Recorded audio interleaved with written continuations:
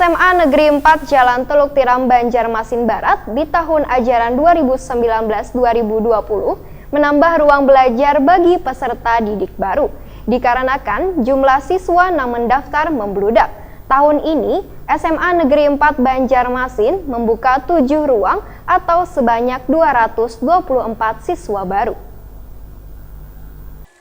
SMA Negeri 4 Jalan Teluk Tiram Banjarmasin Barat di tahun ajaran 2019-2020 menambah ruang belajar bagi peserta didik baru dikarenakan jumlah siswa yang mendaftar membeludak. Kepala SMA Negeri 4 Banjarmasin Tumiran Waitakoni Prima TV Baisukan Rabu 17 Juli 2019 memadahkan, tahun ini SMA Negeri 4 Banjarmasin membuka 7 ruang atau sebanyak 224 siswa baru. Namun dikarenakan membeludaknya jumlah pendaftar terlebih ribuan anak pengguna KIP 1 PKH, sehingga sekolah negeri diwajibkan untuk menerima peserta didik tersebut, maka sekolah menambah ruang belajar baru. Untuk pengguna KIP 1 PKH yang mendaftar di SMA Negeri 4 Banjarmasin ujar Tumiran mencapai 122 orang. Maulah calon siswa dengan zonasi dekat dengan sekolah banyak yang kada lolos pada PPDB lalu. Beberapa keluhan warga pun telah pihaknya sampaikan ke Disdikbud Kalimantan Selatan guna memberikan saran wan jalan keluar nang baik. Dari hasil rapat bersama, maka SMA Negeri 4 Banjarmasin diizinkan untuk membuka 1 ruang belajar tahun ini. Sehingga jumlah siswa di tahun ajaran baru ini sebanyak 280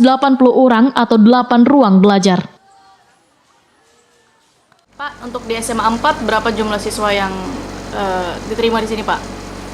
Semula 224. Nah, di samping itu ada juga musyawarah kami MKKS, rakor kepala SMA negeri dan swasta, dilanjutkan terakhir rakor di kepala SMA negeri dan SMA negeri 3. Okay. Nah, itu ternyata ada beberapa sekolah termasuk SMA 4 itu terserbu oleh pemilik KIP karena Permendikbud mengatakan bahwa pemilik atau sekolah milik pemerintah, artinya SMA negeri, itu wajib menerima siswa tidak mampu.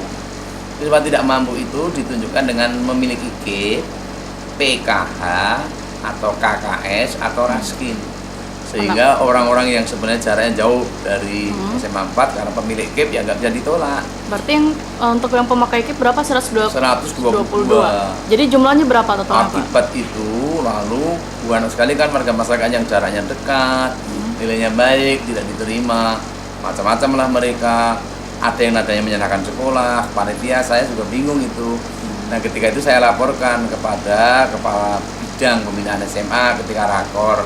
Alhamdulillah atas izin gubernur, kata beliau, itu kami diizinkan untuk menambah rombel mengatasi tadi.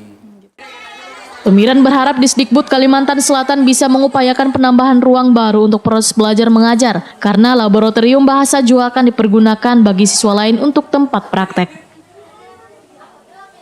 Berarti untuk penambahan rombel pakai ruang lab bahasa tadi, Pak? Lab bahasa, terpaksa masih menggunakan lab bahasa. Mungkin nanti tapi gimana, mudah-mudahan tidak lama segera apakah APT atau apa dari dinas kami segera dapat ruang kelas baru untuk menampung kelas yang sementara masih numpang di lab bahasa tadi.